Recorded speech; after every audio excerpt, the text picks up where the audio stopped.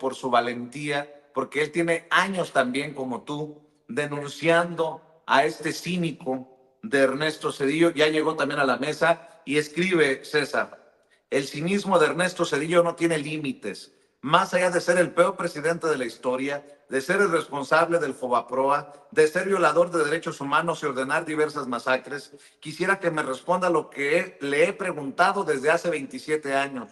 ¿Por qué protegió a Amado Carrillo Fuentes, quien aportó millones de dólares a su campaña a la presidencia? ¿Y por qué protegió a los narcotraficantes Amezcua Contreras, líderes del cártel de Colima y reyes de las metanfetaminas, que el día de hoy forman parte del cártel Jalisco Nueva Generación? Preguntemos a quien fue su secretario particular, Líbano Sáenz, quien era quien recogía el pago de los narcotraficantes. Qué duro mensaje pones en lo que antes era Twitter, ahora X, César. Te saludo con mucho gusto, te mando un abrazo. ¿Cómo estás, Vicente? Un saludo siempre con afecto, obviamente un saludo a Paco y obviamente lo mejor a Pepe, que estamos al pendiente de su recuperación. Mira, fíjate, Vicente, esto es nada más para que la gente recuerde un poco quién es Ernesto Zedillo. Incluso subí ahorita a X, lo que antes era Twitter, el hecho de, imagínate, traer a Ernesto Zedillo para hablar de la división de poderes y el respeto al poder judicial. Es como si reviviéramos a Díaz Ordaz para traerlo a una conferencia de respeto a los derechos humanos, ¿no? Así de ilógico me parece el hecho y la desesperación de quienes claman por la división de poderes, sin olvidar que obviamente todo lo que ellos han estado intentando, Vicente, saben que no procede. Así como hay muchos, ¿no?, abogados o pseudo especialistas que dicen, si su abogado está a favor de la reforma judicial, cambie de abogado. Yo les diría, si su abogado cree que puede promover un amparo en contra de la reforma constitucional, inmediatamente cambie de abogado, porque ese no sabe, ¿no? Pero retomando un poquito, y yo sé que a lo mejor muchas personas dirán que el problema que yo tengo es un problema personal con Ernesto Zedillo, pues yo tengo que decirles que sí, obviamente sí es un problema personal que yo tengo con Ernesto Zedillo Ponce de León, porque tenemos que recordar que en febrero de 1997, yo siendo un civil, a mí personal militar me secuestró y me torturó. Y yo pensé que, la verdad es que pensé que iba a perder la vida. A lo mejor no es que sea yo muy valiente, a lo mejor es que me volví indolente ante todo este tipo de situaciones. Y que yo he buscado confrontarlo en diferentes lugares. Yo ya fui a Yale y me corrieron de las instalaciones cuando le empecé a gritar y a reclamar públicamente. Tú lo sabes, me entrevistaste la vez anterior que vino a México, en donde ahí hicieron algunos movimientos para que yo no pudiera ir a increparlo.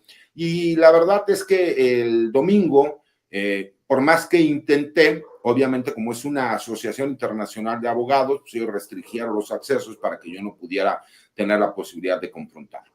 Pero yo le pregunto y le hago la pregunta pública, ¿no? ¿Qué pasa con estos nexos que están documentados? Y que no nada más lo digo yo, muchísimos medios de comunicación han hecho sus investigaciones y han llegado a la misma conclusión, que en el sexenio de Ernesto Zedillo Ponce de León se protegió a narcotraficantes. Yo sí muestro las pruebas, nosotros sí presentamos las denuncias en su momento y fuimos atacados por un gobierno. Para todos aquellos que hoy hablan de tiranía, mi querido Vicente, yo les quiero recordar que en los tiempos de Ernesto Zedillo no tenías derecho de réplica, no podías utilizar ningún medio de comunicación porque no existían las redes sociales, iniciaba el internet por aquel entonces, no tenían la posibilidad de que ningún medio de comunicación, porque además el gobierno era quien les daba los espacios para que, y las concesiones, pues no podías tú ni siquiera tener la oportunidad de decir qué es lo que sucedía. Yo quisiera que hubiera pasado lo de mi señor padre en estos tiempos, con la edad que tengo, la experiencia que tengo hoy, y con todos los medios de comunicación que existen, sería otra cosa. Pero aquí, más allá de las rencillas personales que yo tengo en contra de este personaje, es increíble que utilicen a un pasquín como él, que es el creador de todos estos fideicomisos, de todas estas supuestas instituciones ciudadanas e independientes para mantener el control. De facto, el PRIAN nace con Ernesto Zedillo Ponce de León. Y nada más recordemos por qué el presidente de la República, Vicente, acaba con todos estos fideicomisos fantasmas que existían en México, porque todavía cuando llega el presidente de la República seguían existiendo fideicomisos a favor de los hijos de Carlos Salinas de Gortari y de Ernesto Zedillo, que recibían decenas de millones de dólares. ¿A razón de qué? Todos sabemos que el hijo mayor de Ernesto Zedillo, quien por cierto, le vuelvo a decir, he recibido sus amenazas y acuso de recibo, y aquí sigo y aquí seguiré, ¿no? ¿Por qué? Porque siempre lo he dicho abiertamente y me gusta ser una voz crítica y decir las cosas como son, ¿no? Ese hijo que no quiso reconocer al hijo de Erika Buenfil, que resulta que es multimillonario y que tiene un par de propiedades que valen cientos de millones de dólares cuando nunca en su vida ha trabajado. ¿Por qué la gente quiere realmente vanagloriar a un expresidente opaco, un expresidente que viene a decirnos que vamos a vivir una tiranía cuando en sus sexenios sí vivimos una tiranía, cuando nos quieren espantar con el petate del muerto de que nos vamos a convertir en Venezuela? Señores, nosotros ya fuimos y estuvimos peor que Venezuela. En el sexenio Ernesto Zedillo, lo que él llamó el famoso error de diciembre, que a nivel mundial se conoció como el efecto tequila, supimos la peor crisis económica de nuestra historia. Y eso fue a razón de los errores que él cometió y que se convirtió en una verdadera tiranía en donde la gente no podía ni siquiera salir a expresar ni hacer uso de la manifestación pública porque eran reprimidos. Ya lo dijo bien Paco, se utilizaba la fuerza pública para reprimir a la gente. Y es increíble que el día de hoy quieran venir y hablar de un personaje que, imagínate, sigue hablando de garantías individuales y no reconoce en ningún momento a los derechos humanos porque fue una reforma del año 2011.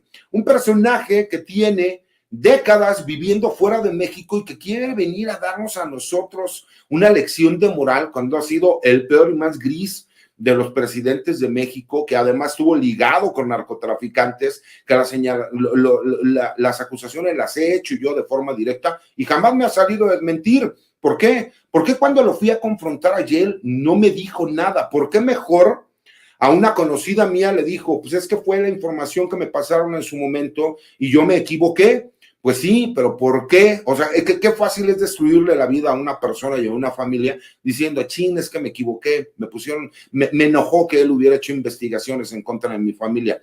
Ese es el tipo de presidentes que tuvimos y que él a su vez, recordemos, que no es que no haya sido un demócrata. Él sabía que con el pleito que había tenido con Salinas de Gortari, el candidato del PRI, si me explico, que iba a llegar posiblemente, que era el que fue exgobernador de Sinaloa y que posteriormente fue secretario de Estado, La Bastida,